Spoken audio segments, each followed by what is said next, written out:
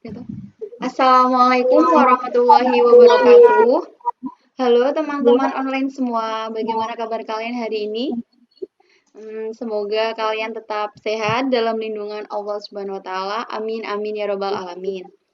Perkenalkan, nama saya Firda Wahyu Ikviana, mahasiswi KKN MIT DR 12 UIN Wali Songo Semarang tahun 2021. Di sini saya selaku host serta perwakilan dari kelompok 16.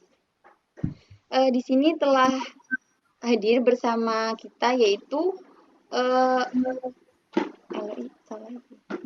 bersama kami yaitu Ustadz yang sangat kompeten di bidangnya, narasumber yang sangat kompeten di bidangnya, yaitu seorang mubaligh, Ustadz, seorang yang sangat aktif di daerah Jawa Tengah, yaitu Romo Kiai Haji Khairul Amin SAG Al-Hafidz.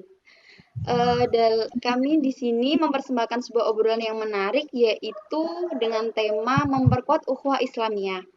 Langsung saja kita mulai ke topik perbincangan kali ini dengan narasumber kita. Yang pertama itu, saya akan menyapa Ustadz dulu. Assalamualaikum Ustadz. Waalaikumsalam warahmatullahi wabarakatuh. Iya, Ustadz, apa kabar Ustadz hari ini? Alhamdulillah, kabar baik, sehat dan semangat.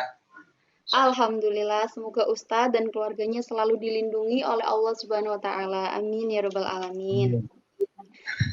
Begini ya, Tat, di awal tadi saya sudah menyampaikan mengenai tema perbincangan kita kali ini, yaitu mengenai memperkuat ukhuwah Islamiyah di masa pandemi. Kalau berbicara mengenai ukhuwah itu sendiri, sepengetahuan saya yaitu persaudaraan.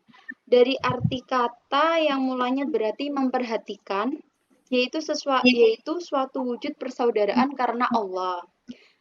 Kalau menurut Ustadz sendiri, ukhuwah itu seperti apa ya, Tad? Dan pandangan Islam tentang ukhuwah itu seperti apa, Tad? Baik, terima kasih. Kita alhamdulillah walaupun lewat virtual kita bisa dipertemukan. Semoga pertemuan hari ini membawa berkah, manfaat, dan semoga teman-teman dari MIT kelompok 16 ya, KKN UIN Wali Songo, semoga terlaksana dengan baik, sukses, menjadi sarjana dan bermanfaat ilmunya, diberikan rezeki oleh Allah, ilmu yang bermanfaat, rezeki yang lancar, dan semua hajat-hajatnya dikabulkan oleh Allah Subhanahu wa taala. Amin. Amin. Kita tadi ditanyakan bahwa kita di Indonesia ini mengenal dengan berbagai macam ukhuwah ya. Jadi menurut guru-guru kita itu ukhuwah itu ada berbagai macam pembagian ya. Ada ukhuwah basyariah, kemudian ukhuwah watoniyah, dan kemudian juga ada ukhuwah Islamiyah. Ukhuwah basyariah itu adalah ukhuwah sesama manusia. Jadi kalau kita mau berinteraksi sosial, misalnya di kampung kita, kemudian di organisasi kita, di kampus kita, itu kita tanpa memandang itu dia agamanya apa, sukunya dari mana, dari Demak atau dari Semarang, misalnya, atau dari Kendal atau dari manapun, ukhuwah basyariahnya itu harus kita tonjolkan. Kita melihat orang itu bahwa dia adalah manusia sesama makhluk Allah Subhanahu wa taala. Ketika kita mau menolong orang misalnya, maka kita tidak usahlah kita tanya agamamu apa, ormasmu apa, bahkan mungkin warna kaos atau partai politiknya apa, tidak perlu. Kalau nolong ya nolong saja, dikarenakan basyariahnya, jadi sesama makhluk Allah Subhanahu wa taala. Kemudian yang kedua ada ukhuwah watoniyah. Ukhuwah watoniyah ini adalah ukhuwah kebangsaan sesama anak bangsa yaitu Indonesia. Kita harus saling asah, asih, asuh, saling memperkuat antara yang satu dengan yang lain. Ketika ada Indonesia ini, negara kita ini sedang ada pandemi misalnya, maka kita sebagai bangsa Indonesia harus saling memperkuat diri bahwa kita adalah satu kesatuan di dalam satu NKRI, Negara Kesatuan Republik Indonesia. Jadi yang dilihat adalah kita sesama orang Indonesia. Kalau di awal yang pertama kita melihatnya adalah kita sesama manusia ciptaan Allah. Tapi yang kedua akan mengerucut bahwa kita adalah sesama anak bangsa. Jadi andai kata ada perbedaan politik, perbedaan suku, perbedaan ras, perbedaan agama sekalipun, maka ketika kita berbicara tentang kedamaian dunia yang ada di Indonesia ini, kedamaian di negeri kita ini, maka kita harus melihat bahwa itu adalah saudara kita sendiri, yaitu sesama bangsa Indonesia. Dan yang ketiga yang menjadi topik sore hari ini adalah masalah memperkuat ukhuwah Islamiyah di masa pandemi. Nah, ukhuwah Islamiyah itu ketika kita melihat bahwa saudara kita itu adalah saudara muslim kita. Innamal mu'minuna ikhwah. Ya, sesungguhnya orang-orang mukmin itu adalah seduluran. Seduluran itu ya saudara. Saudara apa? Saudara muslim. Jadi panjenengan saudara saya ya saudara panjenengan. Di kampung kita sesama muslim semuanya itu adalah saudara. Maka ada istilah seduluran saklawase. Pernah dengar ya Mbak ya? Iya Ustaz. Seduluran saklawase. Kenapa sesama muslim? Itu mau NU, mau Muhammadiyah, Al-Irsyad, DDII, Perti, PSII, bahkan PSIS sekalipun ya, bal-balan. Itu semua adalah saudara kita sesama muslim. Tidak usah kita terlalu membesar-besarkan perbedaan, tapi kita cari kesamaannya. Jadi dalam urusan ukhuwah ini, ukhuwah Islamiyah itu poinnya itu adalah dalam kesatuan satu agama. Masalah ormas Islam itu nomor sekian. Artinya ketika kita berbicara tentang furu'iyah atau cabang-cabang agama itu tidak ada selesainya. Ketika kita membahas tentang kunut misalnya, maka Nabi yang dulu itu mengatakan bahwa kalau NU itu kunut, kalau Muhammadiyah itu tidak kunut, seperti itu ya. Tolong dirubah, yang kunut itu Imam Syafi'i, yang nggak kunut Imam Hanafi, kan lebih keren kan. Kalau sudah seperti itu enak saja hidup kita ketika kita bersama-sama dalam satu majelis, satu masjid. Itu kalau masing-masing saling memperkuat silaturahim dalam ukhuwah, ya, dalam bingkai ukhuwah Islamiyah, insya Allah semua akan baik-baik saja. Lebih-lebih dalam masa pandemi seperti ini harus kita perkuat, ya. Jangan perbedaan yang kita tonjolkan, tapi persamaan yang harus kita kuatkan. Sehingga ada istilah wa'tasimu bihablillahi jami'an wa la tafarraqu. Ada ayat tentang kesatuan ya, berpegang teguhlah kamu kepada tali Allah. Itu artinya adalah tali ukhuwah Islamiyah. Seperti itu. Iya, jadi intinya kita itu satu bendera Islam. Untuk kita menjabarkannya seperti apa, yang penting kita satu bendera Islam ya Tat ya. Betul sekali ya. Oke, selanjutnya Ustadz saya mau bertanya lagi. Lalu karakteristik seperti apa yang bisa disebut itu sebagai ukhuwah Islamiyah, Tar? Iya. Jadi karakteristik orang yang mempunyai kekuatan dalam hatinya ukhuwah Islamiyah itu adalah kasih sayang, mempunyai sifat rohim, yaitu welas asih, gitu ya. Bahasa yang paling mudah itu adalah welas asih, mempunyai rasa kasihan kepada sesama. Misalnya saudara kita, misalnya ada yang terkena musibah, sama-sama muslim, kemudian dia sakit, itu kan ada hakul muslimi alal muslimi situn, ya. Hak seorang muslim terhadap muslim yang lainnya itu ada 6. Ketika idza laqitum fasallim alaihi, ketika kamu bertemu dia maka ucapkan salam. Jadi karakternya orang muslim dalam menjaga ukhuwah Islamiyah itu adalah saling mendoakan yang pertama. Ketika bertemu uluk salam, assalamualaikum, yang sana juga begitu, oh itu sesama saudara kita. Nah, ukhuwah Islamiyahnya mereka akan jawab waalaikumsalam, saling mendoakan. Kemudian juga ketika idza atasallaha fahamidallaha fashammithu, misalnya ada ketika saudara kita itu bersin kemudian mengucapkan alhamdulillah, maka kita jawab dengan yarhamukallah. Kemudian yang bersin juga menjawab lagi, yahdikumullahu wa yuslihu balakum. Kemudian ada lagi wa idza maritum, apabila kamu itu saudaranya ada yang sakit gitu ya, maka tengoklah ya. Kalau ada saudara kita yang sakit, tengok, kemudian sampai di sana kita berdoa. Ya, masalah oleh-oleh nomor sekian ya. Oleh-oleh kalau buah kadang-kadang yang makan justru bukan yang sakit tapi yang jagain. Sering ya, enggak ya. Yang makan lah ya, yang makan yang jaga yang nemenin di rumah sakit iya, yang biasanya gitu. nemenin, yang jagain. Sampai yang sakit bilang gini, Pak, Bu, jenengan saya sehat, tidak pernah ngasih apa-apa. Waktu saya sakit gak doyan apa-apa, malah ngasih makanan gitu.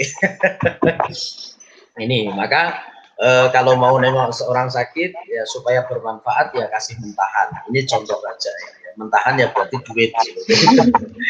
Ya ini salah satunya seperti itu. Kemudian bahkan saudara kita yang meninggal dunia itu kita harus menjadi saksi bahwa dia adalah orang baik. Ini saling terkait gitu ya. Jadi pada prinsipnya karakter seorang orang yang mempunyai prinsip ukhuwah Islamiyah itu adalah mempunyai sifat welas asih terhadap sesama seperti itu. Oke. Berarti kita sebagai seorang muslim itu ada hak-hak kita ya Ustaz untuk sesama muslim yang lain gitu. Seperti mengucapkan salam ketika berpapasan di jalan mungkin, ketika bertemu. Terus kalau orang Islam kan identik dengan salaman ya Ustaz. Betul. Iya. Kalau ada orang sakit kita menjenguk gitu ya Ustaz ya. Betul. Oke. Kalau meninggal dunia kemudian dikasihi didoakan. Iya, siap. Oke Ustadz, untuk selanjutnya yaitu untuk di masa sekarang ya Ustadz, seberapa pentingkah kita melakukan ukhuwah Islamiyah Ustadz? Sedangkan di masa pandemi sekarang kan semua serba dibatasi Ustadz. Iya. Itu bagaimana? Ya seperti yang kita lakukan sore hari ini gitu ya. Walaupun sebetulnya kita bisa lakukan dengan tatap muka, tapi ini dengan adanya pandemi keberkahan Allah ternyata dibuka, yaitu dengan adanya kemajuan teknologi kita bisa bertatap muka, bersilaturahim masing-masing di rumahnya sendiri-sendiri, tapi masih tetap bisa ngobrol. Nah ini kan virtual seperti ini justru akan berlanjut walaupun tidak ada pandemi. Tapi ini dengan adanya pandemi, itu hal-hal yang seperti ini sudah mulai kita buka. Dakwah tidak harus tatap muka secara fisik, tapi bisa jarak jauh dengan virtual. Aplikasi apapun bisa kita gunakan untuk kita berdakwah, kemudian saling sharing, gitu ya. Bahkan untuk kuliah, untuk pembelajaran pun juga bisa efektif. Waktunya ya efektif, kemudian badannya juga bisa kita atur ya, karena kita di rumah kan tidak begitu banyak mengeluarkan energi.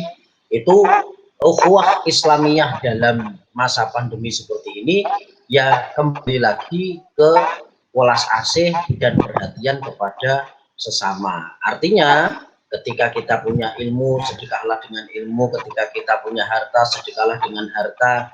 Ketika orang sedekah dengan harta pun juga sekarang tidak harus face to face, kemudian bertemu fisik, transfer bisa kita lewat lembaga-lembaga zakat, infak, sedekah gitu ya. Pemerintah mengatur itu semua. Pokoknya pendek kata, di masa pandemi ini tidak ada alasan untuk tidak ukhuwah Islamiyah, tidak memperkuat silaturahim. Semua tetap bisa disambung walaupun lewat virtual seperti ini. Gitu.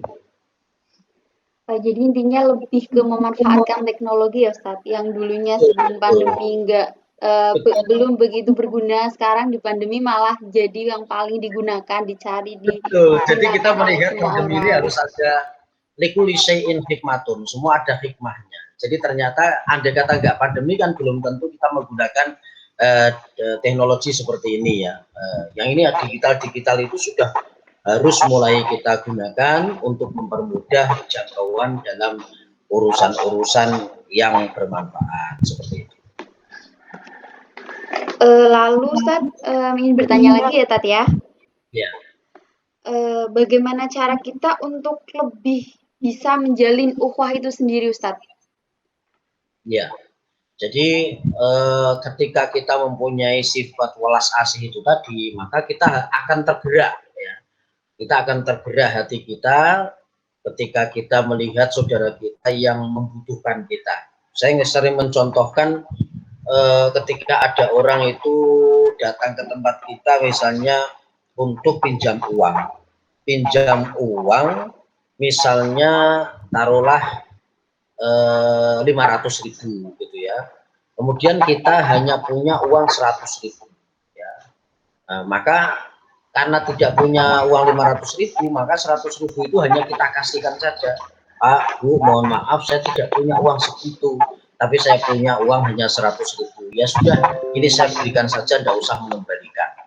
Dengan uang 100.000 itu ketika orang itu menerima, maka dia sudah merasa diperhatikan bahwa dia itu ternyata masih mempunyai saudara, yaitu saudara muslim, walaupun tidak saudara sekandung, tidak saudara, tapi ternyata masih memperhatikan urusan kepentingan saudaranya sesama muslim.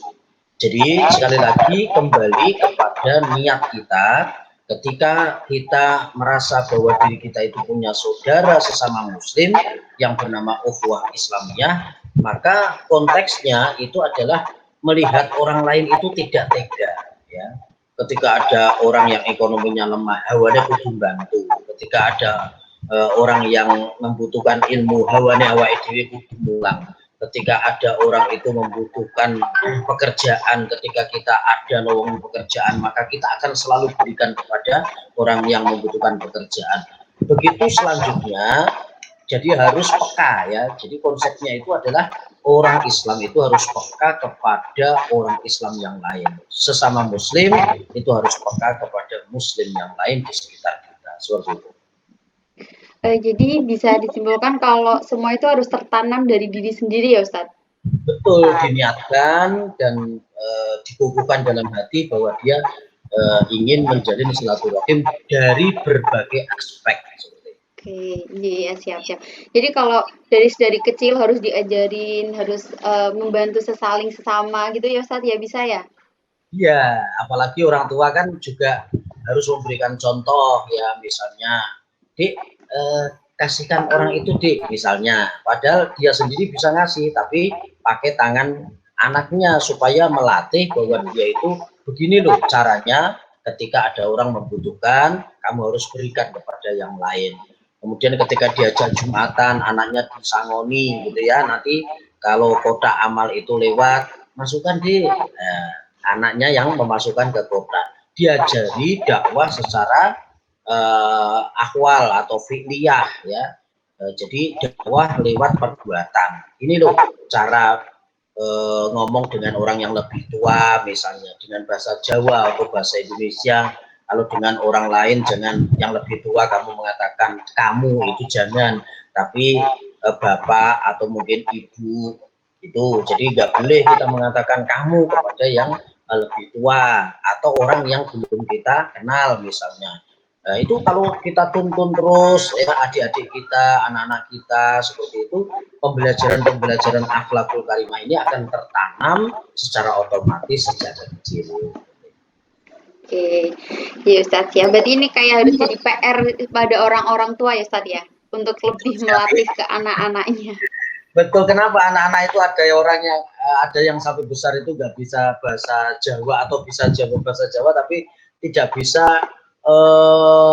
apa ya, menata kalimat ketika berhadapan dengan orang lain yang lebih tua. Misalnya saya ketika mengatakan aku arep mangan gitu ya, mosok kalau dijawakan ulo badhe dahar gitu ya, mosok awake dhewe didahar-daharke gitu ya. Nah ini contoh, jadi dahar itu untuk orang lain. Saya ulo badhe maem. Nah kalimat maem dengan dahar itu lain. Kalau maem untuk kita, kalau dahar untuk orang lain yang lebih tua. Misalnya seperti itu. Nah semua itu bisa dilakukan, bisa dipraktekkan, walaupun di sekolah itu tidak ada yang ngajarin, kita taruhlah seperti itu, maka di dalam kehidupan kita sehari-hari itu bisa kita laksanakan. Oke. Iya Ustadz, yes ya. Selanjutnya Ustadz mau bertanya, lalu apa sih Ustadz hukumnya seorang muslim itu menjalin ukhuwah Islamiyah? Oh, hukumnya wajib gitu ya. Karena ada kalimat wa'tasimu bihablillahi jami'a wa la tafarraqu ini. Ya, tadi yang di awal saya sampaikan. Kemudian ada irhamu ahlal ardi yarhamkum man fis sama gitu ya. Jadi kasihilah penduduk bumi, nanti yang di langit akan memberikan kasih sayang kepada. Jadi artinya ketika kita berbicara tentang ukhuwah seduluran dalam bahasa Jawa, namanya juga seduluran ya sudu ba'dukum ba'do. Jadi saling memperkuat, saling menyambung gitu ya. Misalnya ada kalimat silaturahim misalnya, itu silah itu kan artinya menyambung, rohim kasih sayang. Nah biasanya sesuatu yang disambung itu karena apa? Satu mau putus, atau mungkin benar-benar sudah putus, maka disambung. Nah sehingga kalimat silaturahim itu menyambung tali persaudaraan. Barangkali ada gesekan, barangkali ada yang sudah putus, maka disambung dengan sekali silaturahim tersebut. Oke Ustadz. Selanjutnya Ustadz, saya mau bertanya lagi, tidak apa-apa Ustadz? Ya lanjut aja. Oke, ini Ustadz, lalu manfaat apa yang kita dapatkan ketika kita sudah menjalankan ukhuwah Islamiyah itu sendiri? Ya, manfaatnya banyak sekali ya, baik itu dalam pribadi kita maupun dalam kepentingan yang lebih besar dalam kenegaraan. Ketika kita menyambung silaturahim, yang jelas teman kita akan menjadi banyak kan, menyambung ukhuwah Islamiyah semakin banyak.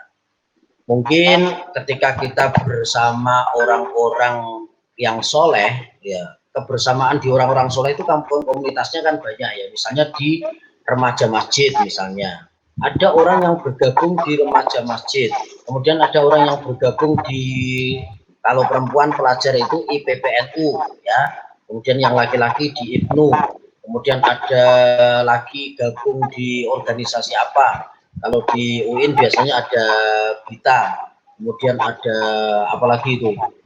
Jadi ada banyak kan organisasi-organisasi yang di kampus itu. Nah, itu semakin kita mempererat silaturahim dalam ukhuwah Islamiyah, maka semakin banyak teman. Setidaknya itu dulu dari awal akan mendapat banyak teman. Sehingga kalau suatu saat misalnya kita mau partner cari partner kerja, bahkan cari jodoh, itu juga pilihannya banyak gitu. Seperti itu. Nah, ya partner kerja, kemudian mau cari jodoh, mau banyak teman. Oh, itu dengan ketika kita itu berinteraksi dengan sesama muslim yang lain, maka hikmahnya, manfaatnya itu kita akan tambah teman. Nah, yang kedua kalau sudah tambah teman, maka semakin banyak saling mendoakan.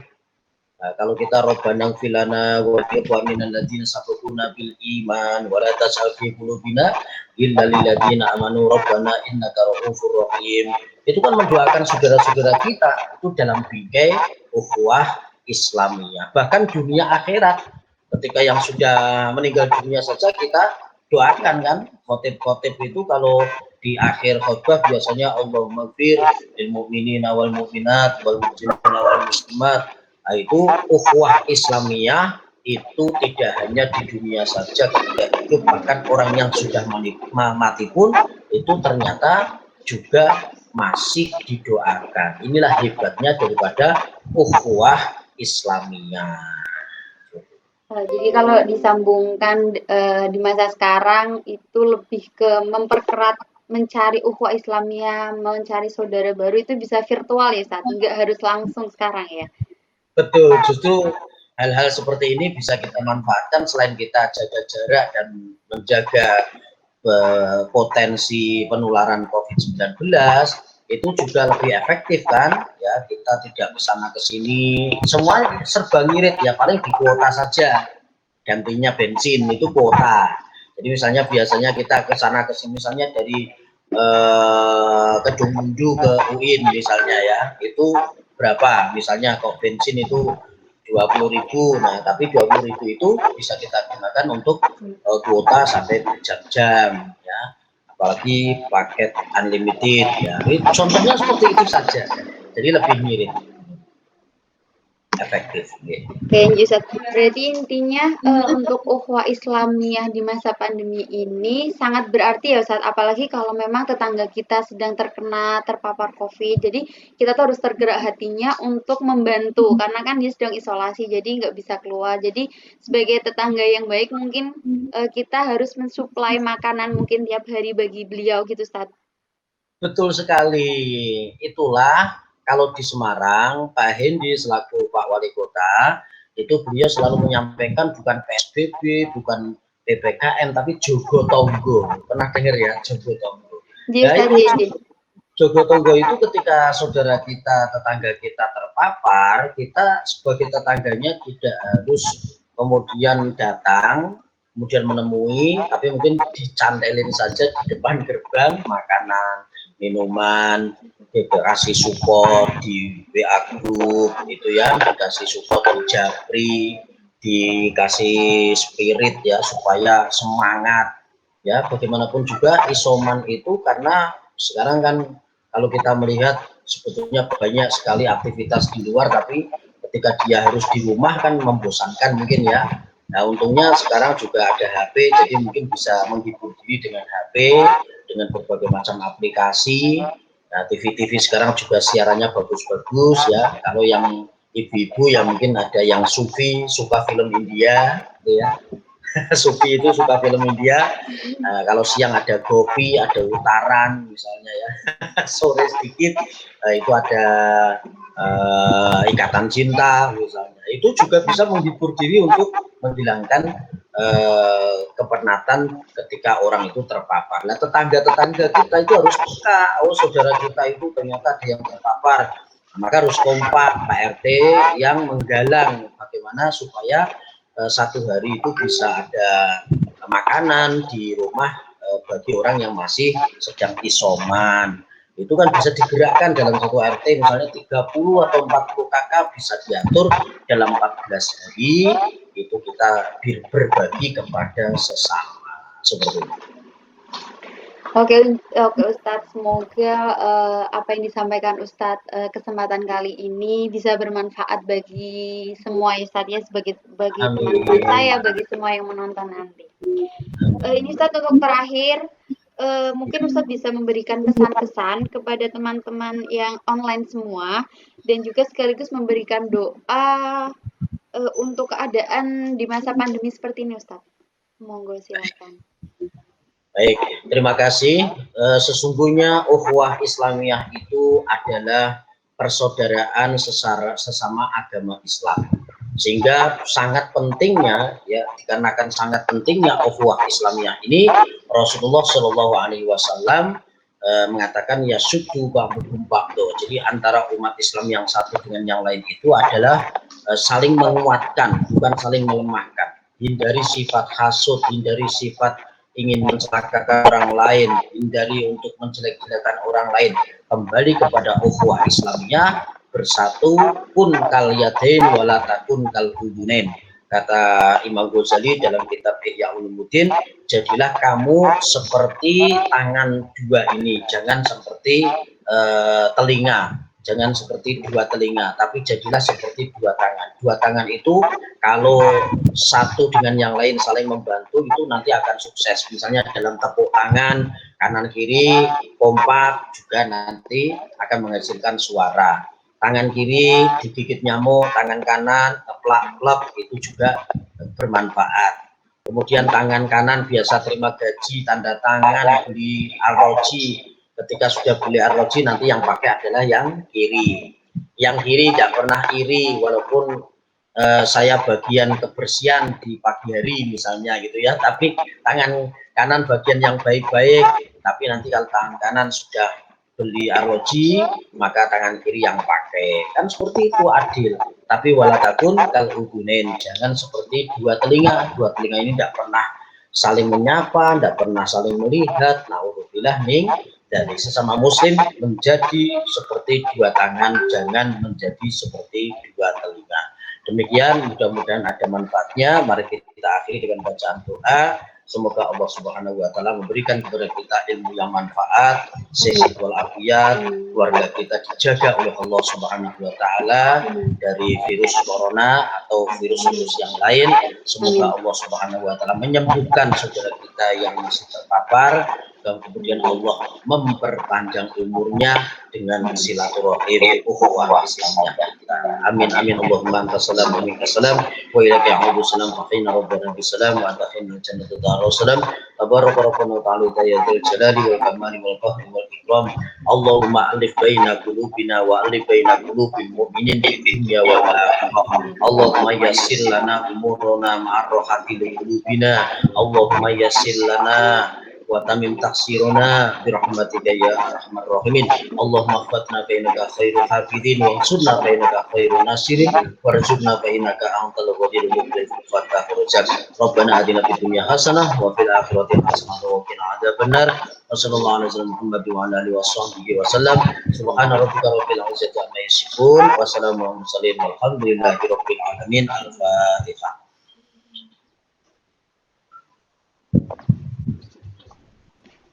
Ahlul kalam wallahu muwaffiq ila aqwamit thoriq. Assalamualaikum warahmatullahi wabarakatuh. Waalaikumsalam warahmatullahi wabarakatuh. Baik, begitu teman-teman pesan dari Ustadz Amin. Semoga kita senantiasa menjadi hamba Allah yang taat, hamba Allah yang selalu diberi iman dan diberi kelancaran dalam segala apapun. Terima kasih, sekian dari saya. Wassalamualaikum warahmatullahi wabarakatuh. Waalaikumsalam warahmatullahi wabarakatuh.